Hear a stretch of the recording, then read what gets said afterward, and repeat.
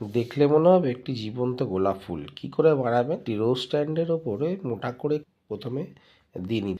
তারপর ভিডিও দেখানো প্রসেস নজেলটি ব্যবহার করে আপনাকে রেণু তৈরি করে নিতে হবে, ফুলের রেণু। এই রেণুটি আপনারা এই নজেলটির ইউজও করতে পারেন, অথবা আপনারা হুইপ ক্রিমের সাহায্যে নর্মাল পাইপিং ব্যাগ দিয়ে ভিডিও দেখানোর প্রসেস অনুযায়ী আপনারা রেণু করতে পারেন।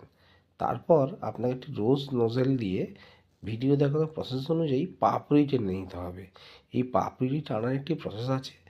প্রথমে চিকন যে পার্টটি রোজ নোজেলের, ওটাকে ওপরে রাখতে হবে, আর মোটা পার্টটি নিচের দিকে রাখতে হবে।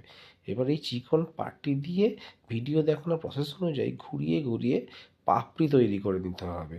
প্রথমে ছোটো ছোটো করে পাপড়ি করতে হবে, তারপর ভিডিও দেখানোর প্রসেস অনুযায়ী হাতটিকে ঘুরিয়ে ঘুরিয়ে পাপড়ির আকারগুলিকে বড় করতে হবে। ফলে